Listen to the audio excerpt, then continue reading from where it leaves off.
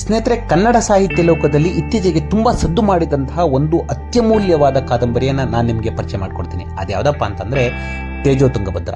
ಈ ತೇಜೋ ತುಂಗಭದ್ರ ಎನ್ನುವಂತಹ ಕಾದಂಬರಿ ಒಂದು ಐತಿಹಾಸಿಕ ಕಾದಂಬರಿ. ಈ ಕಾದಂಬರಿ ಯಾಕೆ ಇಷ್ಟೊಂದು ವಿಶಿಷ್ಟ ಅಂತಂದ್ರೆ, ಈ ಕಾದಂಬರಿಯ ಮೊದಲ ಪುಟದಿಂದ ಕೊನೆಯ ಪುಟದವರೆಗೂ ಅತ್ಯಂತ ಅನಿರೀಕ್ಷಿತ ತಿರುವುಗಳೊಂದಿಗೆ ನಮ್ಮನ್ನ ಸೆಳಿತಾ ಇರುತ್ತೆ ಸ್ನೇಹಿತರೆ. ಜೊತೆಗೆ ಈ ಕಾದಂಬರಿಯ ಕಥಾವಸ್ತು ತುಂಬಾ ವಿಶಿಷ್ಟ. ಈ ಕಾದಂಬರಿಯ ಕಥಾವಸ್ತು ಏನಪ್ಪಾ ಅಂತಂದ್ರೆ, ಪುಸ್ತಕದ ಹೆಸರೇ ಹೇಳುವಂತೆ ತೇಜೋ ಮತ್ತೆ ತುಂಗಭದ್ರ ಅಂದ್ರೆ ಎರಡು ನದಿಗಳು. ತೇಜೋ ಎನ್ನುವುದು ಒಂದು ನದಿ, ತುಂಗಭದ್ರ ಎನ್ನುವುದು ಒಂದು ನದಿ. ಸುಮಾರು 500 ವರ್ಷಗಳ ಹಿಂದೆ ನಡೆದಿತ್ತು ಎನ್ನಲಾದ ಈ ಎರಡು ನದಿಗಳ ತೀರದಲ್ಲಿ ನಡೆದಿತ್ತು ಎನ್ನಲಾದ ಅತ್ಯಂತ ರೋಚಕ ಮತ್ತು ಭಯಾನಕ ಕಥೆಗಳೇ ಈ ಕಾದಂಬರಿಯ ಕಥಾಹಂದರ.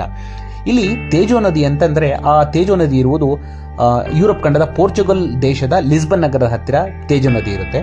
ಜೊತೆಗೆ ತುಂಗಭದ್ರ ಎನ್ನುವಂಥ ನದಿ ಇರೋದು ಭಾರತದ ಪ್ರಖ್ಯಾತ ಸಾಮ್ರಾಜ್ಯವಿದ್ದ ವಿಜಯನಗರದ ಹತ್ತಿರ ತುಂಗಭದ್ರಾ ನದಿ ಹರಿತಾ ಇರುತ್ತೆ. ಸುಮಾರು 500 ವರ್ಷಗಳ ಹಿಂದೆ ಈ ತೇಜೋ ನದಿ ತೀರದಲ್ಲಿ ನಡೆಯುವಂತಹ ಒಂದು ಸುಂದರ ಪ್ರೇಮ ಕಥೆಯೊಂದಿಗೆ ಕಾದಂಬರಿ ಆರಂಭವಾಗುತ್ತೆ. ಅದೇ ರೀತಿ ತುಂಗಭದ್ರಾ ನದಿ ತೀರದಲ್ಲೂ ಕೂಡ ಒಂದು ಪ್ರೇಮ ಕಥೆ ನಡೀತಾ ಇರುತ್ತೆ. ಆದರೆ ಈ ಎರಡೂ ಪ್ರೇಮ ಕಥೆಗಳು ಅಂತಿಮವಾಗಿ ಯಾರು ಊಹಿಸದ ರೀತಿಯಲ್ಲಿ, ಅತ್ಯಂತ ರೋಮಾಂಚನಕಾರಿಯಾದ ರೀತಿಯಲ್ಲಿ ಒಂದು ಸಮಾಪ್ತಿಗೊಳ್ಳುತ್ತೆ. ಅದನ್ನ ಹೇಗೆ ಸಮಾಪ್ತಿಗೊಳ್ಳುತ್ತೆ ಅನ್ನೋದನ್ನ ನಾವು ಕಾದಂಬರಿಯನ್ನ ಓದಿಯೇ ತಿಳ್ಕೋಬೇಕು. ಇದಲ್ಲದೆ ಈ ಕಾದಂಬರಿಯಲ್ಲಿ ನಮ್ಮನ್ನು ಬೆರಗಾಗಿಸುವ, ಕಣ್ಣಲ್ಲಿ ನೀರು ತರಿಸುವಂತಹ 10 ಅಂಶಗಳು ನಮ್ಮ ಗಮನವನ್ನ ಮೊದಲಿನಿಂದ ಕೊನೆವರೆಗೂ ಸೆಳಿತಾನೆ ಇರುತ್ತೆ. ಆ ಅಂಶಗಳಲ್ಲಿ ಪ್ರಮುಖವಾದದ್ದು ಏನಪ್ಪಾ ಅಂತಂದ್ರೆ, ಆಗಿನ ಕಾಲದಲ್ಲಿ ಅಂದ್ರೆ ಸುಮಾರು 500 ವರ್ಷಗಳ ಹಿಂದೆ ಪೋರ್ಚುಗಲ್ ದೇಶದಲ್ಲಿ ಕ್ರೈಸ್ತರ ಮತಾಂಧತೆಯಿಂದ ಸಾವಿರಾರು ಯಹೂದಿಗಳನ್ನ ಹತ್ಯೆ ಮಾಡಲಾಯಿತು. ಜೊತೆಗೆ ಅವರ ಇತರ ಮೂಢನಂಬಿಕೆಗಳು, ಹಾಗೆ ಭಾರತದ ಮಸಾಲೆ ಪದಾರ್ಥಗಳಿಗೆ ಪೋರ್ಚುಗಲ್ ಮತ್ತು ಇತರ ದೇಶಗಳಲ್ಲಿ ಇದ್ದಂತಹ ಅತಿಯಾದ ಬೇಡಿಕೆ, ತೀರದ ದಾಹ, ಜೊತೆಗೆ ಪೋರ್ಚುಗೀಸ್ ನಾವಿಕರು ಅಂದರೆ ಈ ವಾಸ್ಕೋಡಿಗಾಮ ಮತ್ತೆ ಕೊಲಂಬಸ್ ಈ ತರ ಕೆಲವು ನಾವಿಕರು ಕೇವಲ ಹಾಯಿ ನೌಕೆಗಳೊಂದಿಗೆ ಸಾವಿರಾರು ಕಿಲೋಮೀಟರ್ ದೂರದ ಭಾರತಕ್ಕೆ ಸಮುದ್ರ ಮಾರ್ಗವನ್ನು ಕಂಡುಹಿಡಿಯಬೇಕಾದ್ರೆ ಅಲ್ಲಿನ ನಾವಿಕರು ಮತ್ತೆ ಸೈನಿಕರು ಅನುಭವಿಸುವಂತಹ ನರಕಯಾತನೆ, ಸಾವು ನೋವುಗಳು ನಿಜಕ್ಕೂ ನಮ್ಮ ಹೃದಯವನ್ನು ಹಿಂಡುತ್ತೆ. ಇದು ಒಂದು ಭಾಗವಾದರೆ ತೇಜೋ ನದಿಗೆ ಸಂಬಂಧಪಟ್ಟ ಕಥೆ. ಆದರೆ ಇನ್ನೊಂದೆಡೆ ವಿಜಯನಗರದಲ್ಲಿ ಆಗ ರಾಜ್ಯವಾಳುತ್ತಿದ್ದಂತಹ 3 ರಾಯರ ಗಂಡ, ದಕ್ಷಿಣ ಸಮುದ್ರಾಧಿಪತಿ ಎಂದು ಹೆಸರಾಗಿದ್ದಂತಹ ನಮ್ಮ ನಾಡಿನ ದೊರೆ ಶ್ರೀಕೃಷ್ಣ ದೇವರಾಯನ ಆಳ್ವಿಕೆ ಈ ಕಾದಂಬರಿಯಲ್ಲಿ ನಮ್ಮನ್ನು ಸಾಕಷ್ಟು ಸೆಳೆಯುತ್ತೆ. ಜೊತೆಗೆ ಅವನ ಪರಾಕ್ರಮ ನಮ್ಮ ಹುಬ್ಬೇರುವಂತೆ ಮಾಡುತ್ತೆ.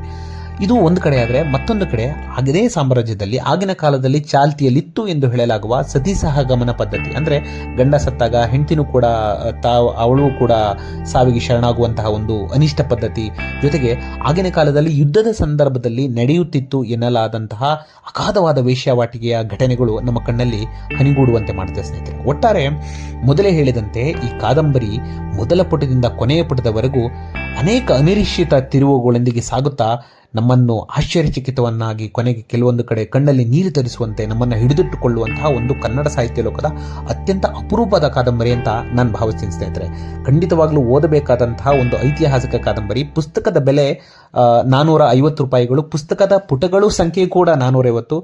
ಇದನ್ನ ಚಂದ ಪುಸ್ತಕ ಪ್ರಕಾಶನದವರು ಚಂದವಾಗಿ ಪ್ರಕಾಶಿಸಿದ್ದಾರೆ. ಇದರ ಲೇಖಕರು ಬಂದು ಶ್ರೀ ವಸುಧೇಂದ್ರ ಅಂತ. ತುಂಬಾ